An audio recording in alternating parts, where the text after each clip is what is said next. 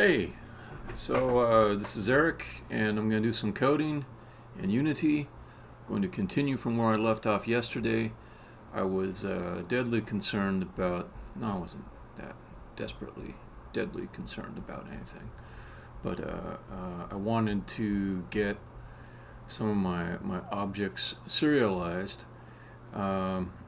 There's a reason for that, and I'm going to explain it a little bit. I'm going to start this off with some explanation of why I want to add an ability to serialize some game objects. Serializing is converting a class instance to a set of data that can be represented in memory or disk, just like a set of contiguous data, like a bunch of bytes.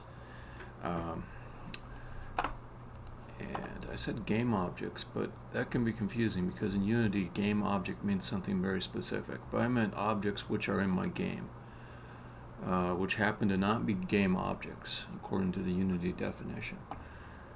Alright. So let's take a look. I'll show you why I want to serialize some stuff. So this is my game. I'm going to hit play. I'm going to start it. You might notice there's like a little area up here where my cursor disappears into. There's not much there. There's just like a little menu bar.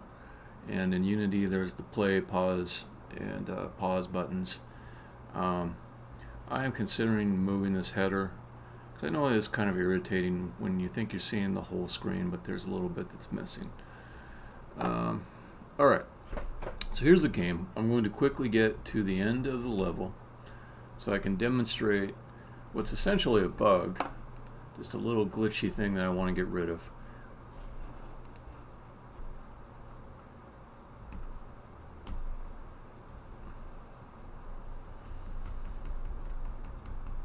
And this is the game that I'm working on to get done, and I'm kind of like maybe at the I don't know, 25% mark on it.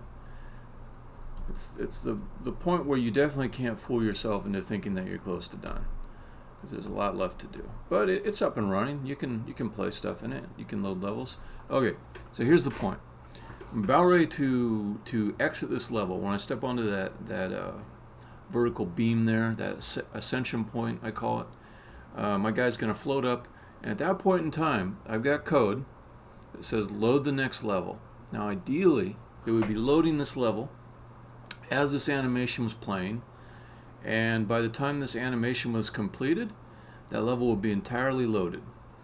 Okay, so I'm going to show you what actually happens though. So I'm hoping for like a very smooth transition where you see the animation and bam, you're at the next level, but something else is going to happen.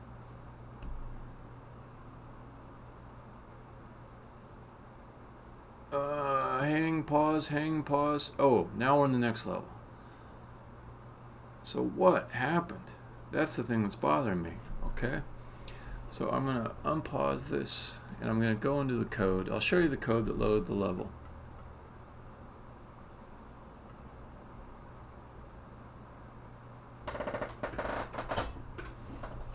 Alright. So the IDE is always asking me to update all this kind of Java and .NET Core stuff. The last time I said yes to it, actually the last two times I said yes, it hosed my installation. I had to start over. So I'm constantly ignoring the advice of people that are smarter than me, apparently. Okay, so let me get to the place where it actually loads the level. It was in main object, I believe. Is that where I put it? Yeah. I haven't refactored this out to any place special. It's still in my main game loop. So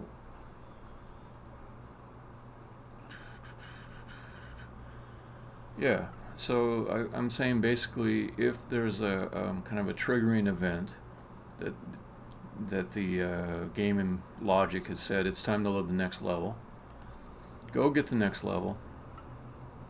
Okay, and then here I said let's load it asynchronously. Now that I thought would be the magic touch. Instead of loading it synchronously, where everything is supposed to stop while the level loading is completing, I said async. Do it in the background. And I said I'll continue doing my animation while you perform this async load. And then I've got something else that is going to, as soon as the animation is complete, there's going to be another event that gets sent here called the level start effect. And that is going to say that let's activate the new scene, which I know you finished loading. At this point, I know from my own testing and analysis that that hang has not been introduced yet. It's right after we activate the scene. I'll go to that code.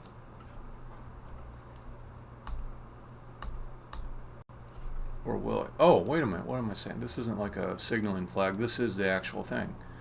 Right, okay. So I activate that scene.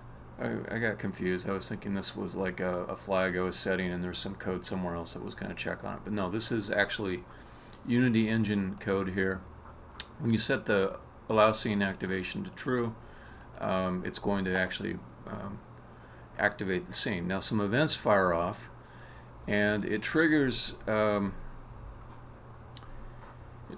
my code like a full scan of this level, kind of like picture like starting from the top. Picture like a little laser beam.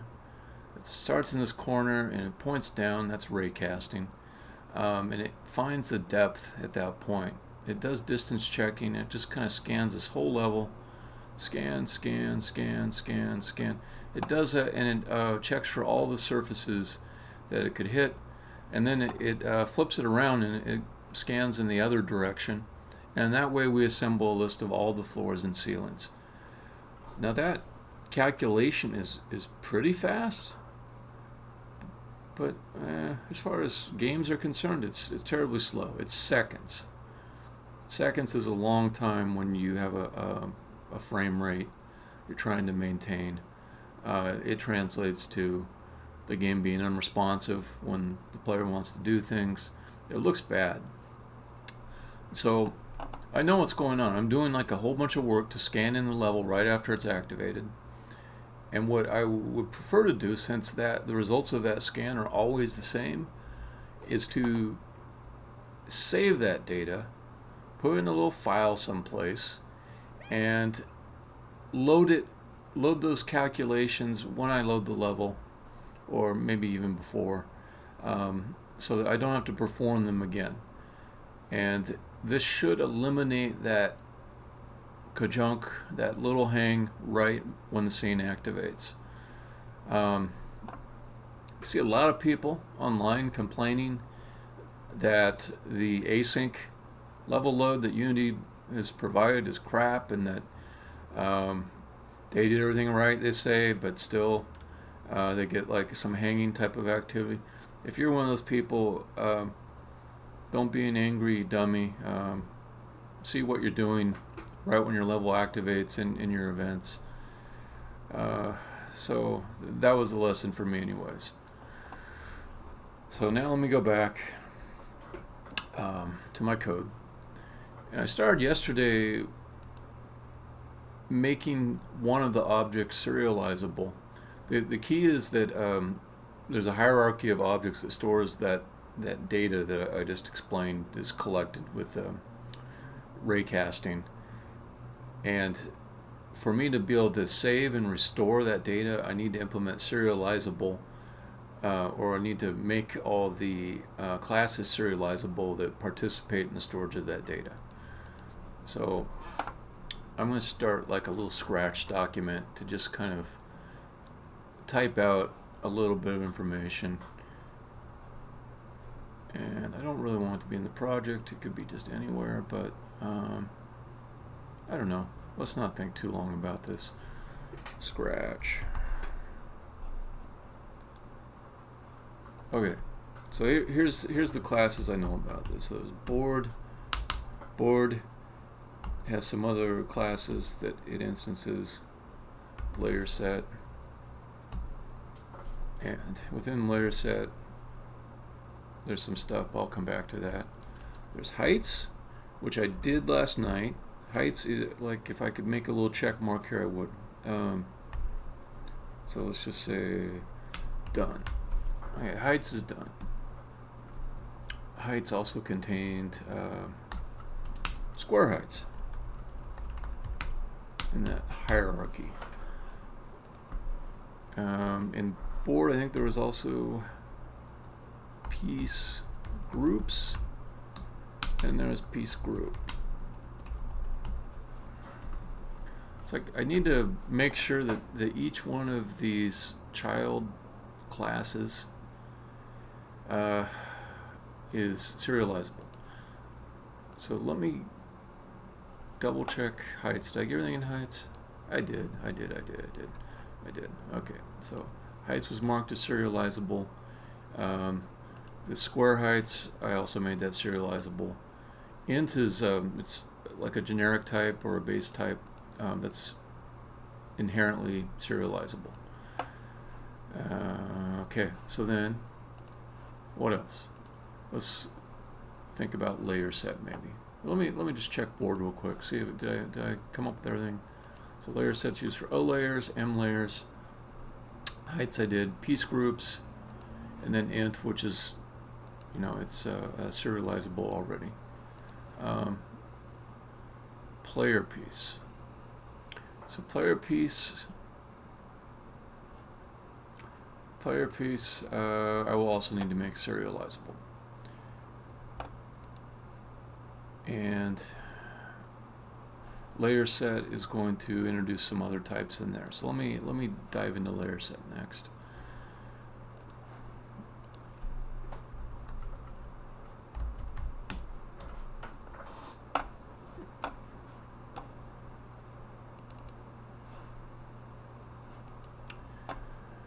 Okay, so the first thing I do is I say let's make this serializable.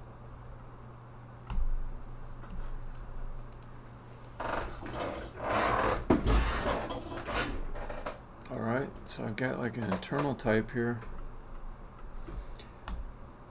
And just like I did yesterday, I am speaking in a confident tone, which belies the fact that I'm not a thorough expert on this topic, and I may have to research a few things as I go. So for instance, structs, are they just serializable without doing anything in particular? I think it would kind of make sense for them to be, except for the parts inside, like piece, which are, I mean, pieces I know is a class, and probably wouldn't serialize. But I have like a method of hastily uncovering my ignorance. It's called test-driven development. Dictionary, is that serializable?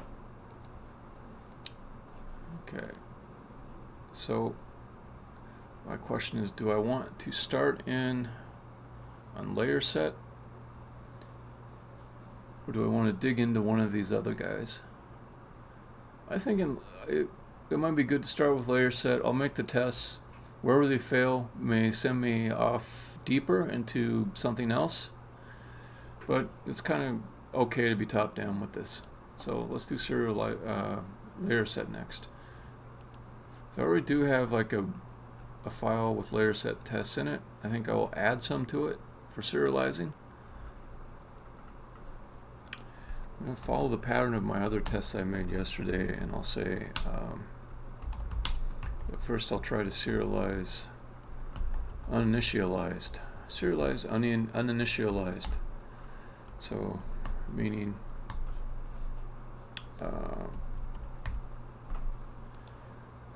if I just create a layer set that doesn't have anything done to it, kind of a default instance, can I serialize and deserialize it with expected values? Okay. I've noticed also that I'm probably going to want some of the functions that I put in heights test to be common, not copied over to each and every single set of tests that want to use them.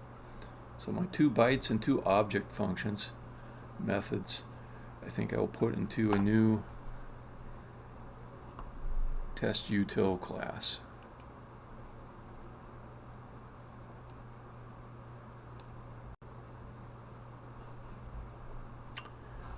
Let's see, what namespace am I in already? Oh, I'm all in Godkiller, right?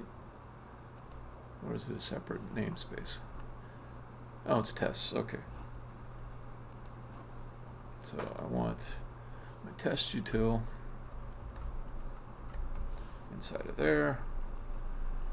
I'm going to make it static, because I always want to do static unless I really have a reason for it not to be static.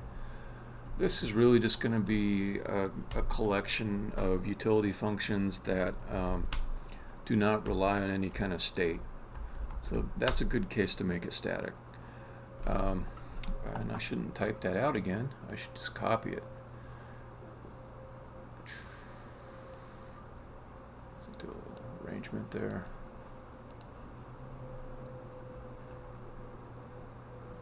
Okay, heights test. You're the one that had that. Okay. So let's make things dry. I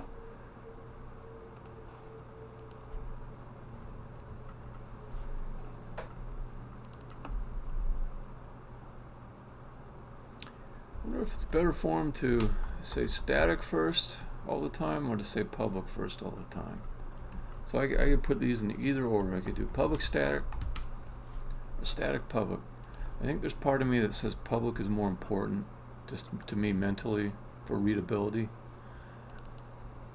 So, I don't know. Hobgoblins. Hobgoblins of consistency. It's not important. Somebody will probably correct me at some point and say, no, it is very important. Terribly, terribly important. But right now it seems unimportant.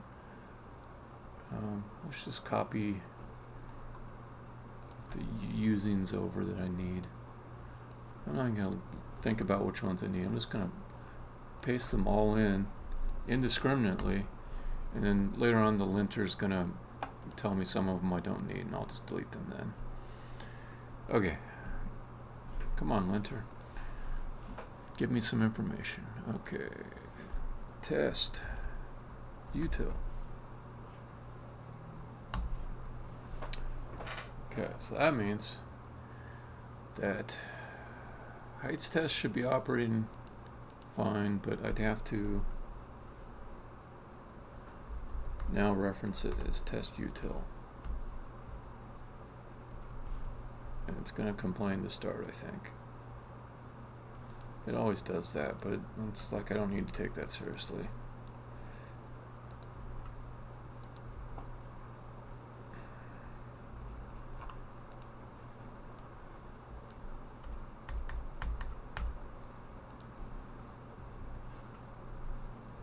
Okay, so now let's do something similar to this test. I might as well just copy it across.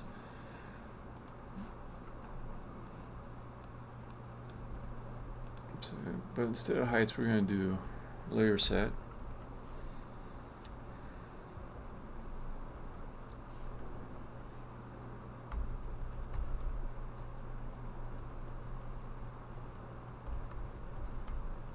Okay.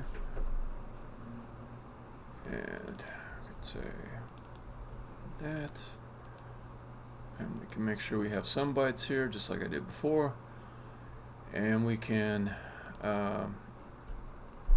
create a new instance of layer set called layer set 2. And cast it properly. Okay, I'm going to have to add in some stuff for the constructor. And then down here, I won't write this code right away, but there'll be some comparison of what the two objects, if they're equivalent to each other, according to the members. Okay, compare. So, let's see what it needs to initialize. columns and rows. Columns and rows. Oh wait, no, that's for layer. So we're talking layer set. Layer set also needs columns and rows. Okay. So that will mean that when I initialize, it'll set the column count and the row count. It'll create an empty dictionary with capacity of 1. Okay. So let's just set this to kind of the simplest possible thing to start. I think that Serialize is going to fail. I think it's going to fail because I think that dictionary is not serializable. I could be wrong, but if I make predictions, like before I run tests, it keeps me alert. It makes me, instead of just kind of passively receiving the results of the test, I can add just a tiny little bit of drama to it, and I'm much less likely to miss something important. So let us, oh, it says it's already debugging. I just don't trust it though, because it's been like that all night. I'm going to start over, start debugging. Let's start debugging.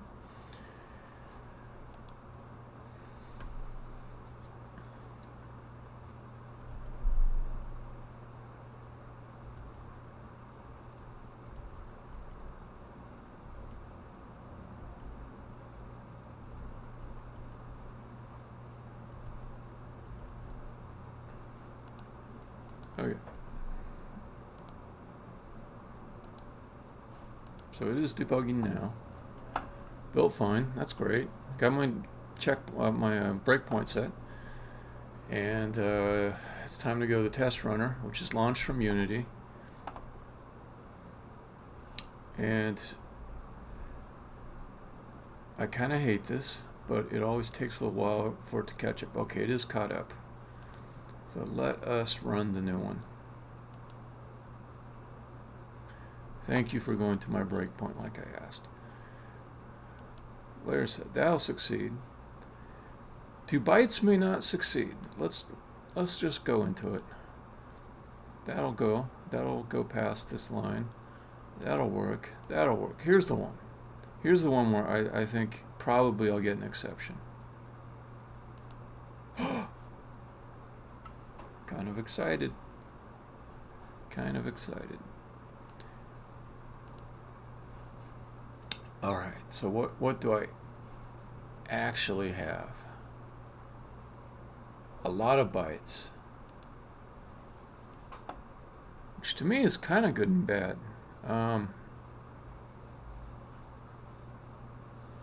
It's good because I know there's something there. That part's great. It's bad because, holy crap, all those bytes for a dictionary with capacity of 1? Capacity of 1 what? I mean, okay, let's go back. Look, I'm just really curious why it's so large. There's it. Okay. So it has got calls and rows, which is not going to contribute that huge byte count. It's got the dictionary. I assume there's some bit of overhead with any dictionary, like if it had nothing in it at all. And then there is capacity for 1 layer. There's no layer stored in there yet, but it set aside some memory for 1 layer. So maybe those things end up creating something that's 1K. You know, I'm like worrying about something before I have to worry about it. It's sort of like a case of optimizing early. I don't know yet that I need to worry about memory. It just kind of bothered me because I did some calculations, some napkin calcs, and it seemed like in this board structure I could put the world in it and it would be just fine. Like I could put in like every single level in my game. I just throw them all on that board and you know I get away with maybe like 10 megabytes or something like that for every single level. And so I love that idea of it being such a vast world. So at this moment, the idea that maybe that's stupid was hitting me a little bit hard, but that is not the task at hand. I need to stay focused and make sure I can serialize. So let's see. Next question is, following the execution, can I deserialize? I know it's not null. I know the byte's length is fine. Let's just step in again. It's really baby steps. I realize to someone who's very experienced with this type of coding, with the serialization and deserialization, this would be torturous to watch me so slowly take this all in. But I don't care. Call me a sadist. Memory stream, create that with the bytes in it. And then I'm going to deserialize. I think I have a valid instance. I think it's going to be a valid instance of a layer set. The question is, will it match what's in layer set 1? So what is in layer set, the first layer set, the original? Columns 1, rows 1, layers count 0. That's all good. That is as it should be. So let's look at layer set number 2. Does it match? Columns 1, rows 1, layers count equals 0. I'm also interested, is there something like a capacity of 1?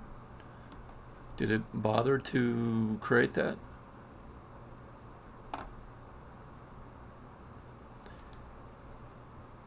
And maybe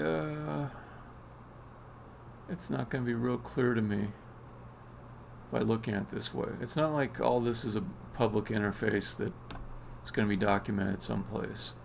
It's more just like I can look at it, I can read the variable names, and I can kind of see what they're up to. But maybe in this case, I can't draw a lot of conclusions from looking at this. So let me give up on that notion.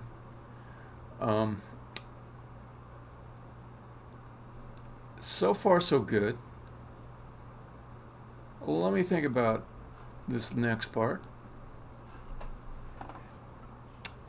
If you happen to have watched yesterday's, you will have spotted me agonizing over whether I wanted to add extra public interfaces to a class just to allow unit testing. And I really struggled with that and hated that idea. I think I've got something to check the calls and rows.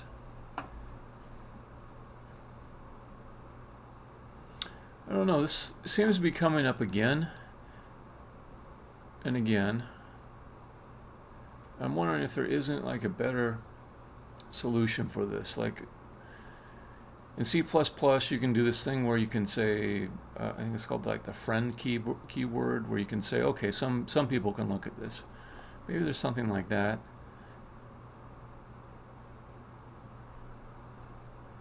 I don't have anything for calls and rows. I know why, because I didn't need it. Because the base, the parent class board already stores calls and rows, and I can get it from there. So there was no reason for me to add anything to get calls and rows as a public interface to this class. So let me do a little bit of internet research right now. You can follow along if you want. I'm going to drag this browser over here, and I'm going to say, I always wonder if I want to start a query with C# or Unity. If it's language specific, I mean, if it's really a C# thing, then I want the broader question asked. So let's see, C#,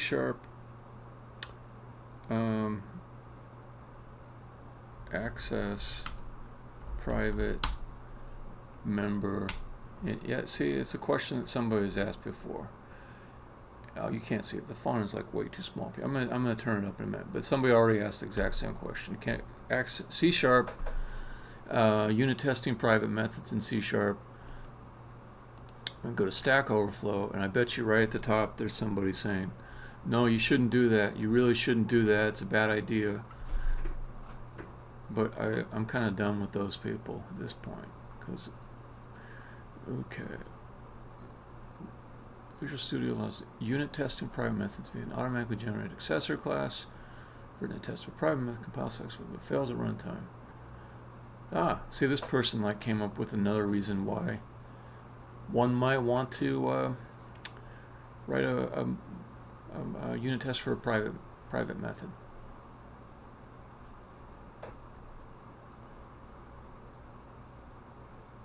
Oh, god dang it.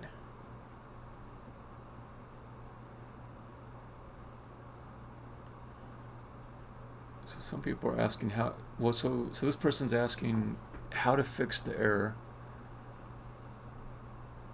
Okay, you need an accessor for private class type B.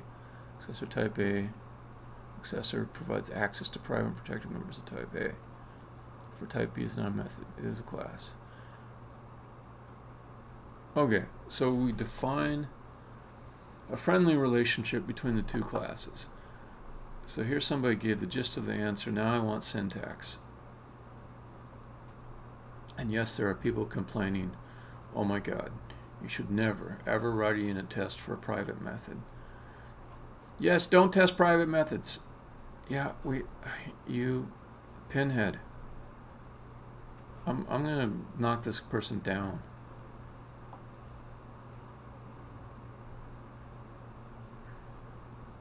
I will add a comment.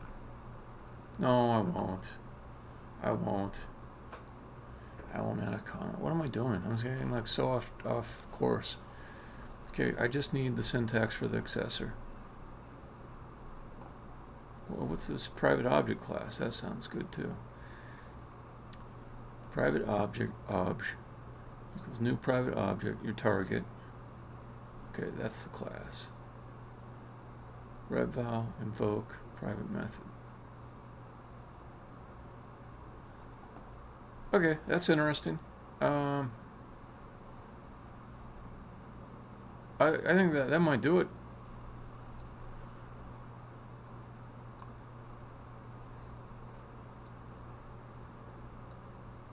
Yeah. Okay. Put that guy up. Eric Boyle-Fizzo. You're alright.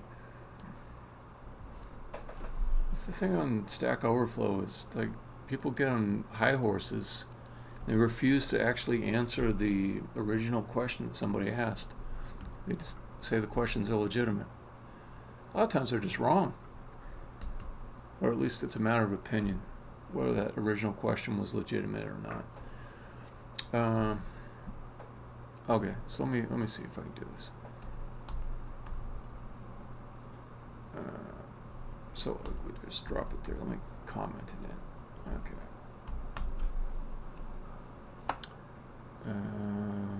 Okay. So I can do it in the test code, which I like even better. I can do it in the test code. So much better to not clutter up the real code with test code stuff.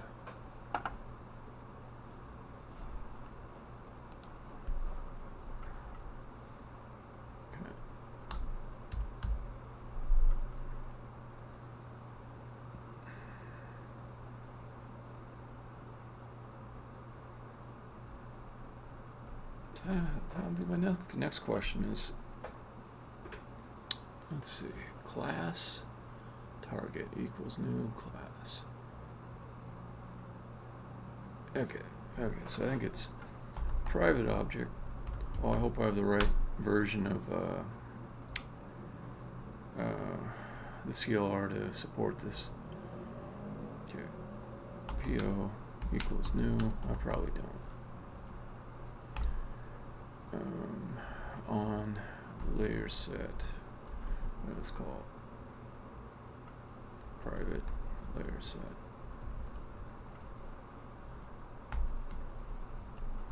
And private object. Assuming this is possible. Layer set 2. Okay.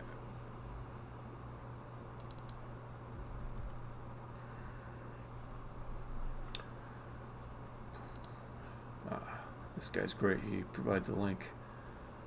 Oh, really? Oh, I guess it's just test code. Alright, so let's see if this pulls in. No, we're not going to get Visual Studio.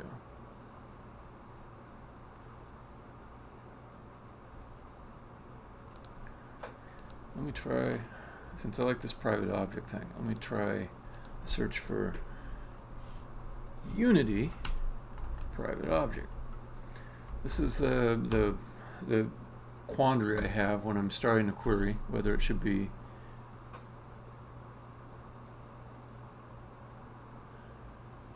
with Unity or with C#. Because if you say C#, you can get a lot of things that don't work in the Unity environment.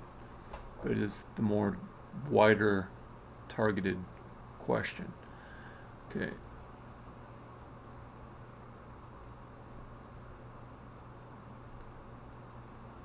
So there was a mention of Unity.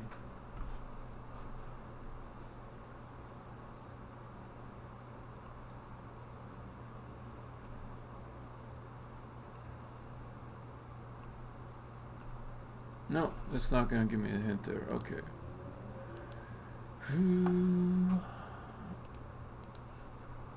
There we go. Come on, give me some code. Give me some code. A lot of times I just don't even really read the explanations. I'm just kind of scanning to see, is the code there? Is the code I want there? Come on. So, private object. No? Okay. I mean, he's kind of asking the thing I wanted to do.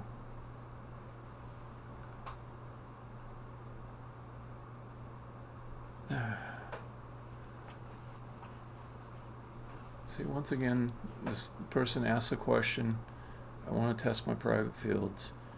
And then, without fail, somebody comes along and says, well, are you sure you want to do that?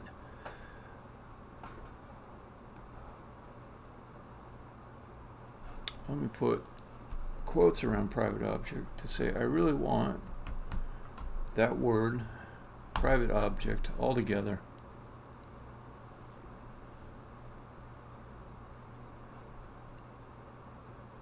And let me put quotes around Unity to say that I really do want that word Unity. I don't want unit.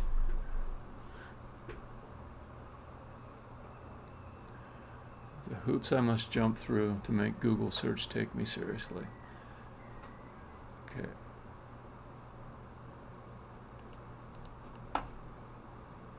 So on a Microsoft Visual Studio page, it does apparently have the word Unity on it. No, it does not. God damn.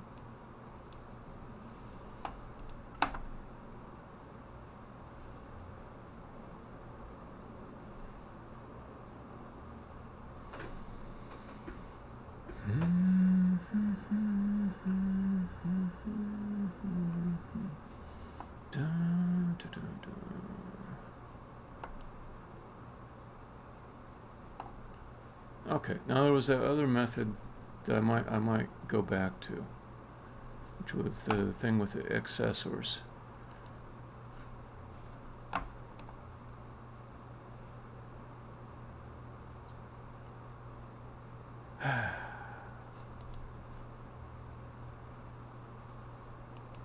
Okay. I know this part's boring. It's boring me. Getting really bored by it. I want to just solve this one thing that keeps coming up and never think about it again.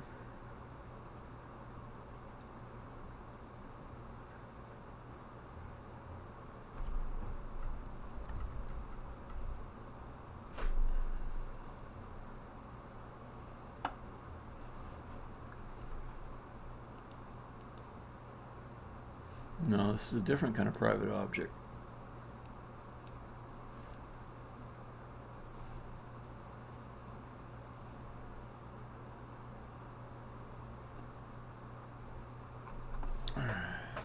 Start over. Unity. Unit test. Private method. And I really do want Unity. So quotes around Unity. Okay. And I think I'll put quotes around private method. What the heck? Let's put quotes around unit test.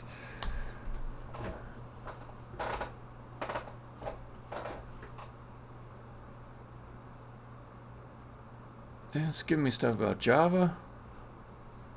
Google fail. Which is an Eric fail too, but we're failing together.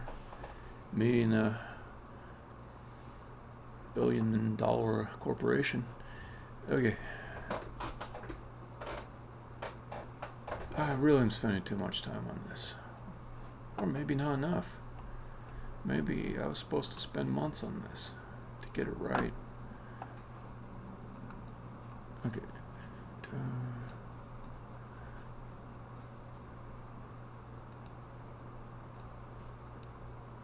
Okay, fuck it. I'm gonna do it the way that I don't really like, but I'm just gonna do it. Going public. It's not like adding a function is going to kill me or anything. It makes me angry that I have to add it, but it's not the end of the world. Public void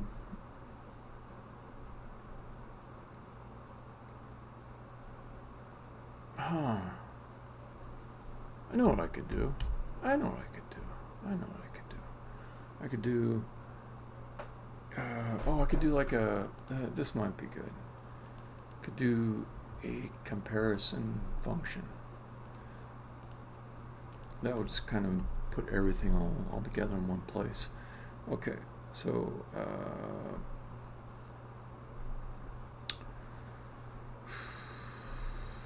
C# override equal operator. What's the syntax for that?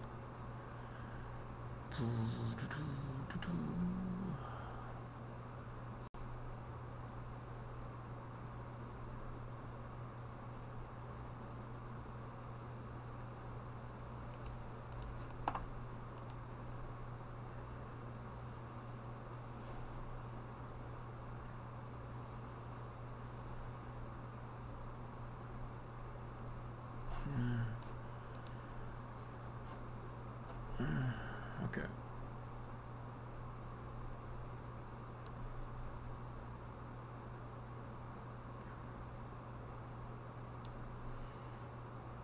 I don't know.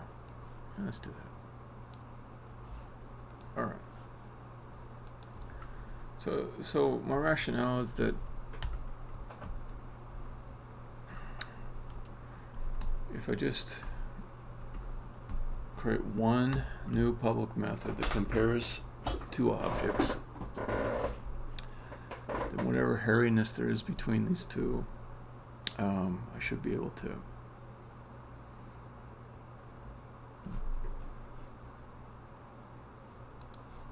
encapsulate. And that would make me much happier. So let's do a little cast. We'll do layer set against equals layer set.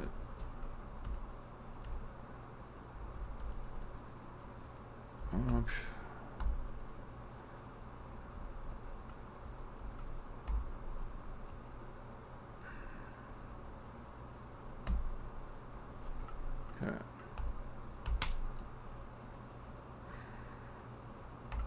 Against return against call equals, oops, calls, equals this calls, and against rows equals this rows, and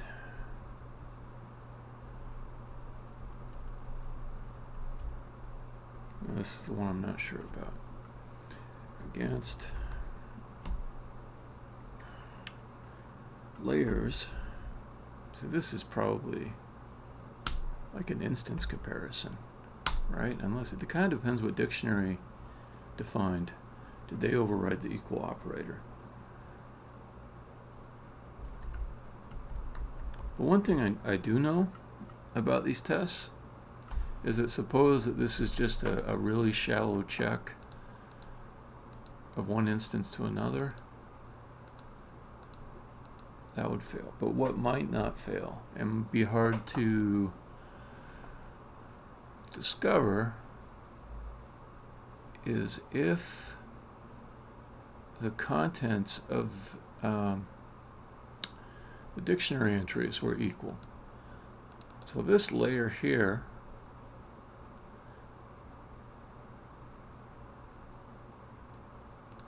might, no, I think it's the same logic. I think it's the same logic. So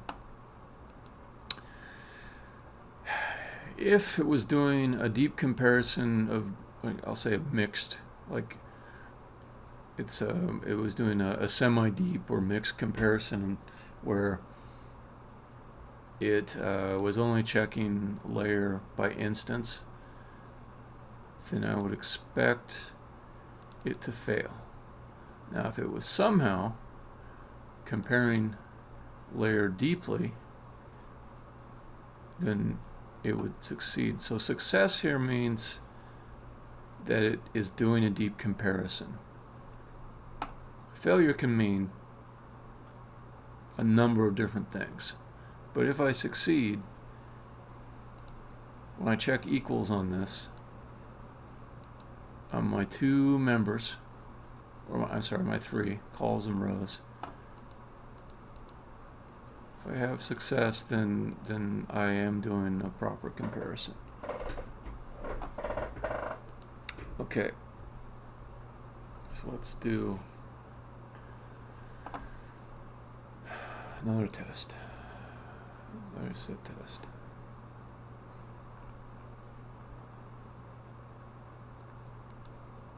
This is not going to work.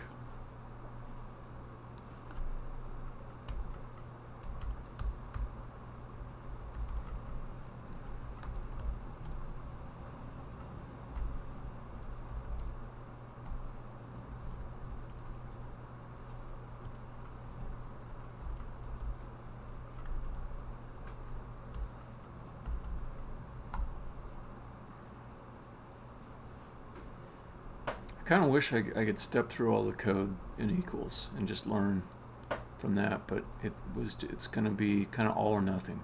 It's going to be a black box. But let's not go through all this junk again. Let's set the breakpoint here. Let's build.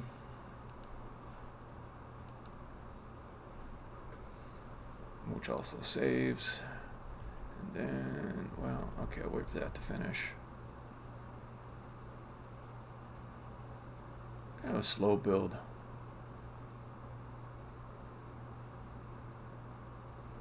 One error. Oh, okay. That's fine. I can take that. I don't really need that.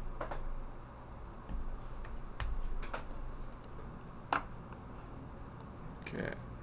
Build all.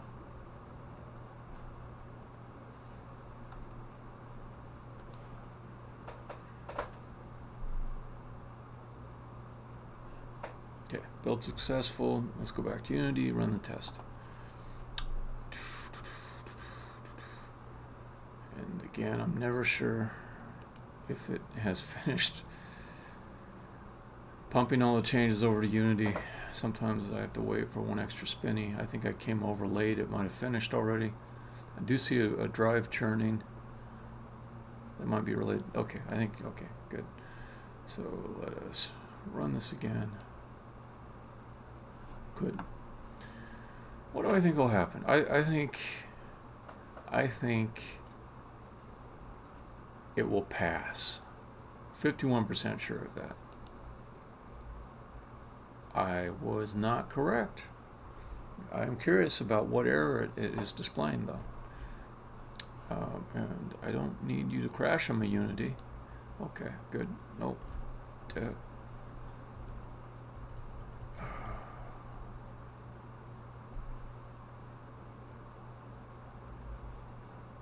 Oh, are you crashing on me? From what? What? Oh, let's just stop. Oh, no, it's pause? No, what is it doing? No, okay, no, it threw an exception which caused it to pause again, but in a weird place that's absolutely never helpful to me. So I'm just going to play. I'm going to go over the Unity window. Expected true, but was false. Okay, so no exception. Wait. Oh, an insertion exception got thrown. Yeah, that's fine. That's fine. So, what do I think happened?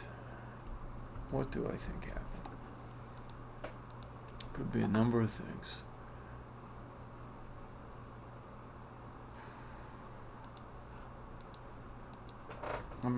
I could break this out a little bit.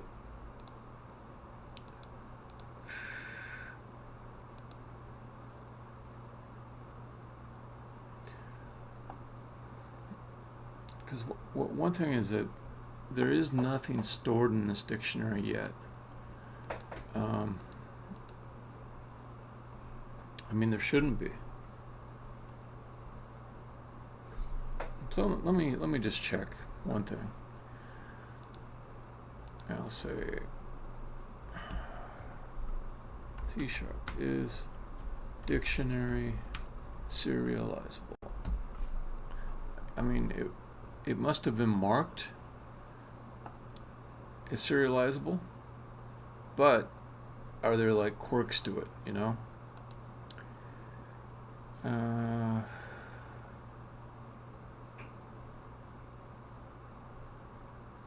But serialization of a dictionary object is not that easy.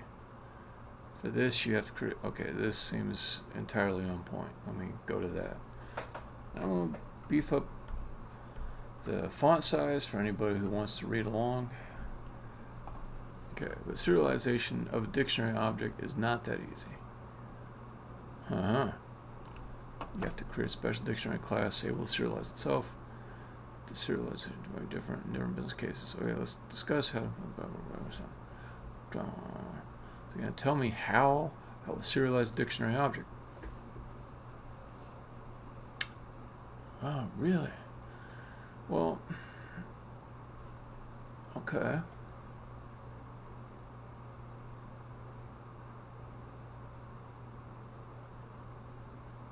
I have to read and write XML.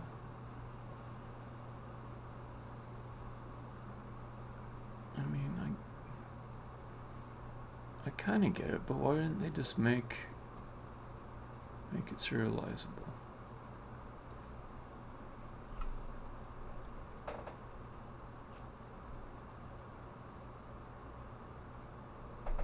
Huh.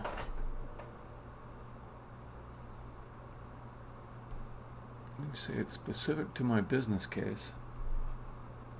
But why? Why would it be specific to any business case? Why would you not just, you Microsoft, writing a dictionary class, make it serializable? I'm sure they know what they're talking about. I'm sure I'm ignorant, but it's not apparent to me.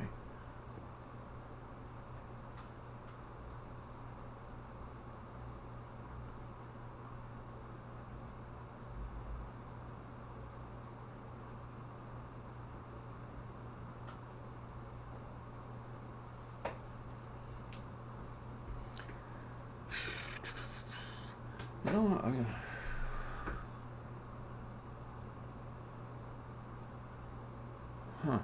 okay.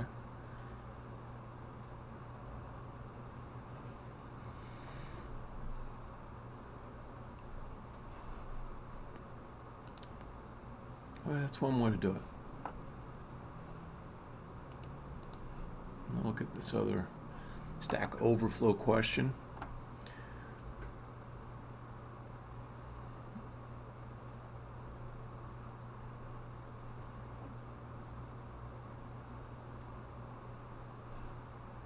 Okay, it's pretty straightforward. Wants to serialize a dictionary with the key of a string and a value of a string.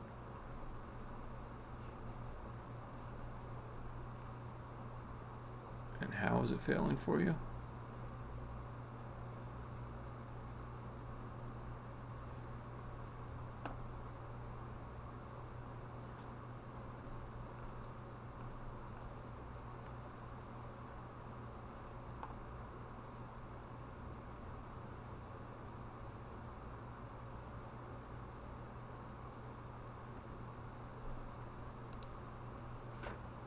Okay, that person says you just can't do it.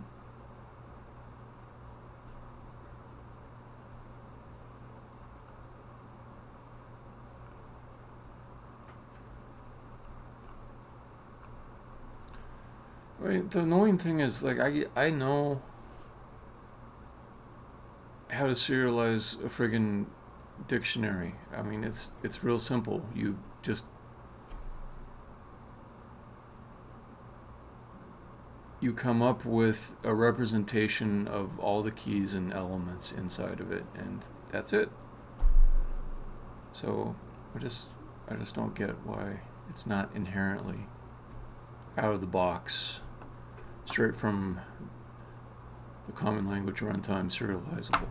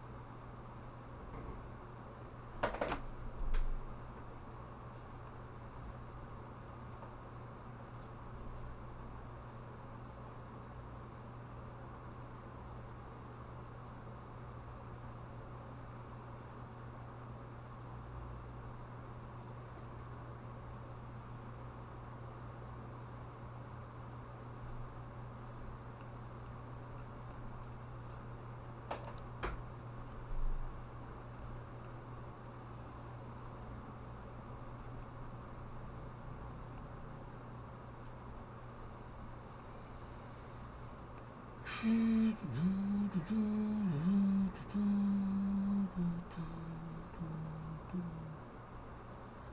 do have another note that I was going to get rid of the dictionary. That's the other thing that's bothering me, because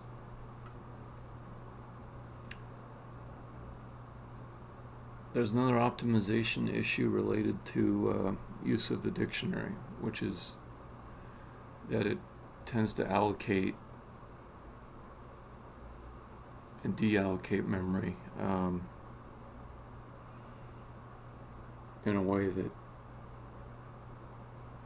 if I remember right, can't be stabilized just by saying the capacity. And the general advice is you wouldn't use a dictionary in at least certain parts of your game code, just to avoid garbage collection. So the amount of time I want to invest in getting that dictionary to serialize, not large, because I was already thinking of replacing it. So the question in my head is, what do I want to do here? Do I want to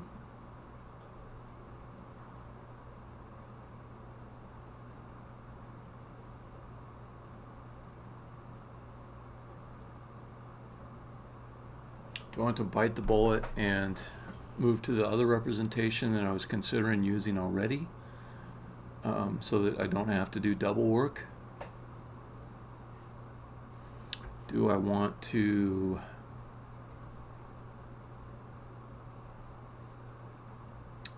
put the dictionary into an intermediate representation that's more easily serializable.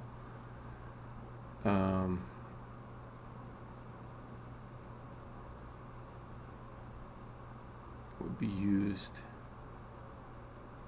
for serializing, but at no other time.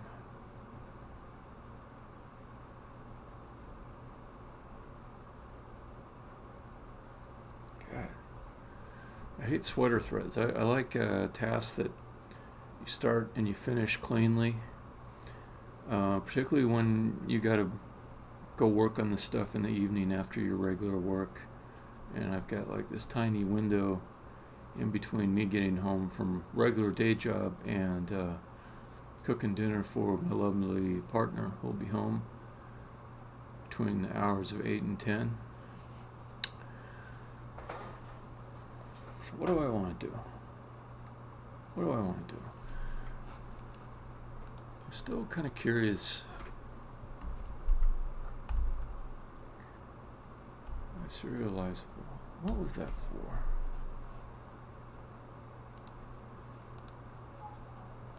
Yeah, what is the point of the iSerializable interface?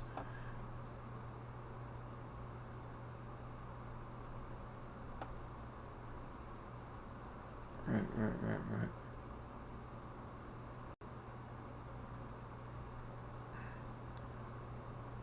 You're being pedantic, Martin Peck.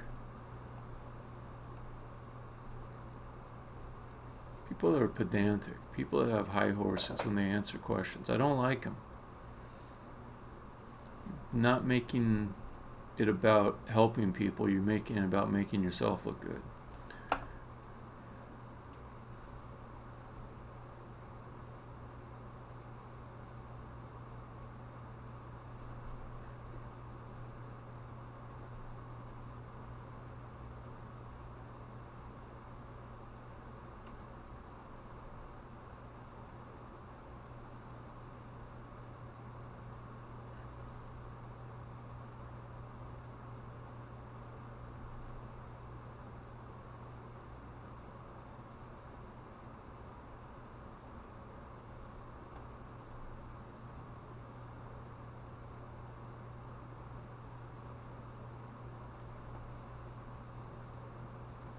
So if I implement iSerializable, I can provide my own binary serialization mechanism.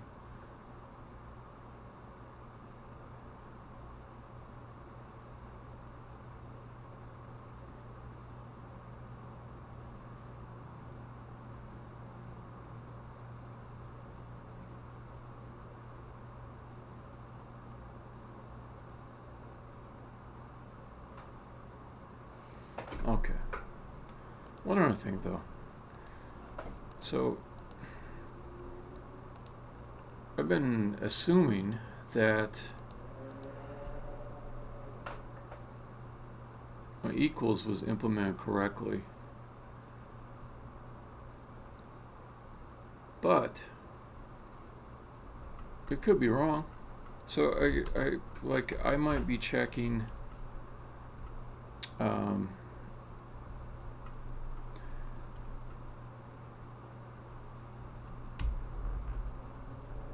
I might be checking a successful serialization the wrong way. So, although I do have some good warnings that I shouldn't expect that dictionary to serialize, it didn't like throw an error of any kind like when I did it, and it, you know, I think there's a fairly reasonable chance that it did serialize. But even if it didn't, I'd like to know for sure that it did not. So why don't I do my own deep comparison of the dictionary.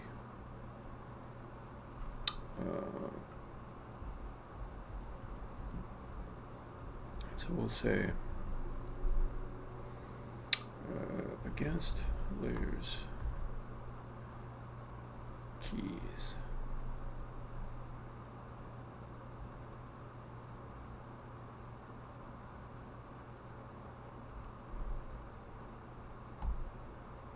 All right, so what What is the return type for keys? I think it's going to be a collection.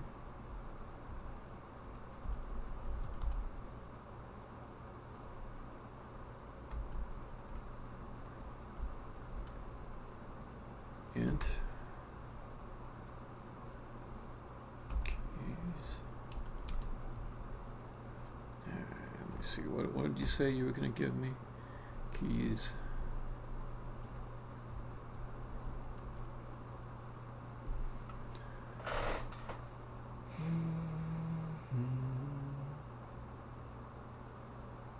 Key collection. Oh, I see. Okay, so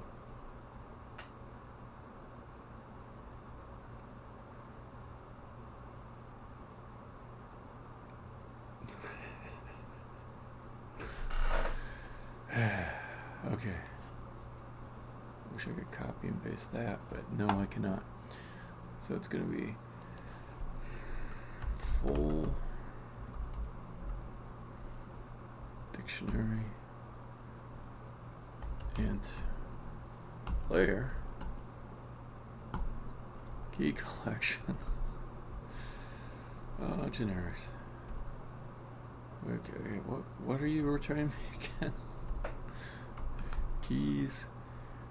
Okay, key collection. Okay, just a key collection. I was done. So keys. I'll call this against keys. And I'll call this other stupid thing keys. And I suppose I could take the this out of here. That's very JavaScripty of me. Okay, so let me just start with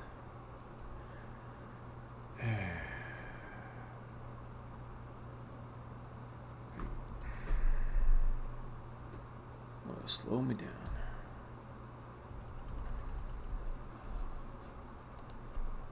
C# compare to collections. Is a key collection just an I collection?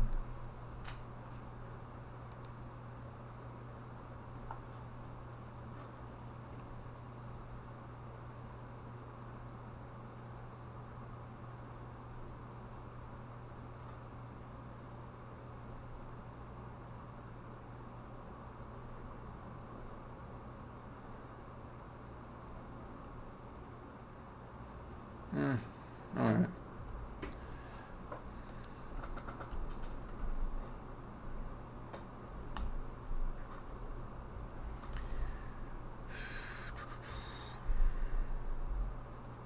Keys for each.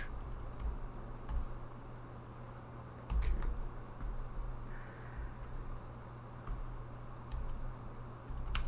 Okay.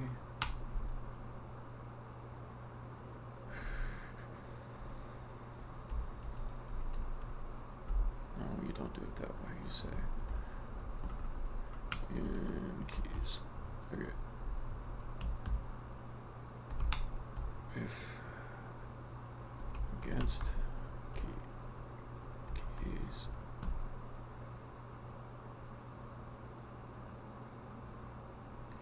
Really? God, this is such a verbose language.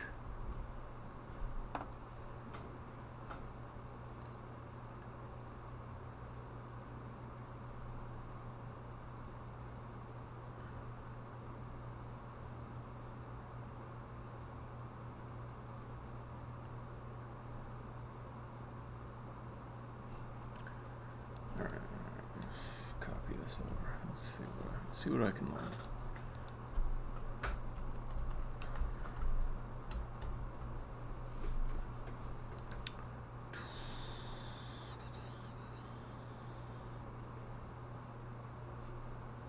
It might be better.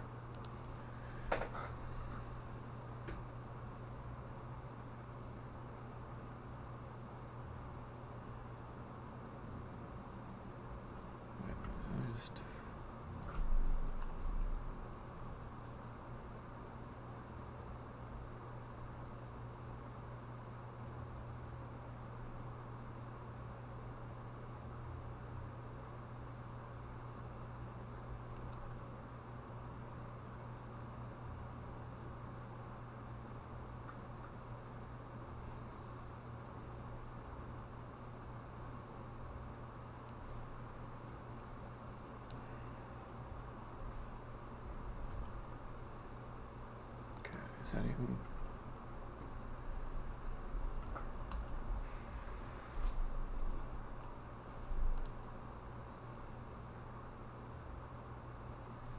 It's so ugly to have like a double loop here. There.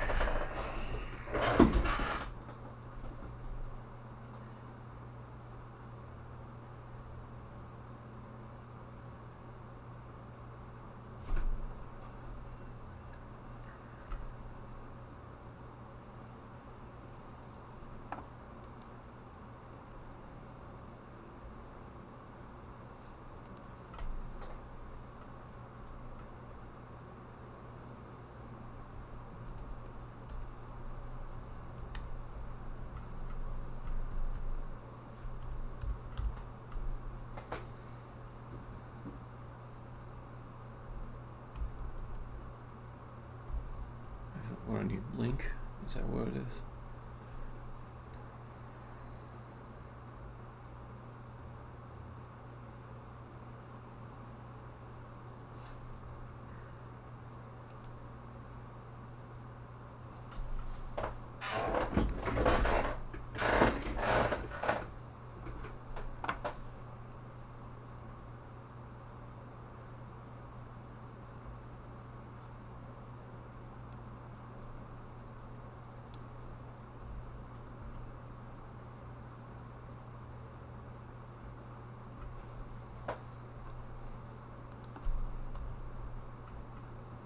Oh, it's already there. Let's see.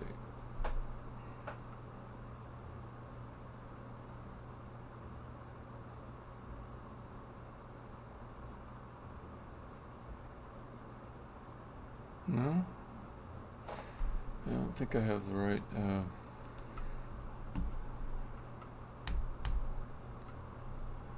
version to support that except syntax.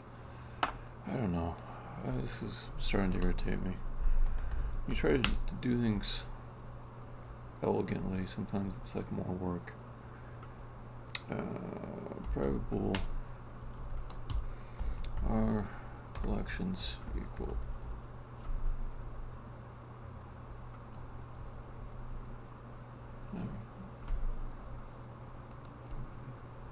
Maybe I want eigennumerable.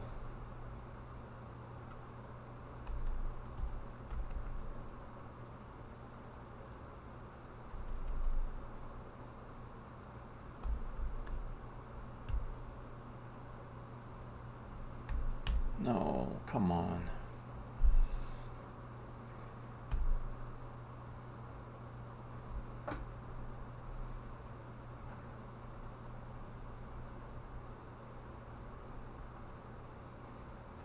I don't know. Man, I'm getting tired. I think this is falling apart a little bit. I feel like reading a little bit, and I don't know. This is a minor setback here. I'm just a little bit mired in a few things. All right. I'm gonna come back to this later.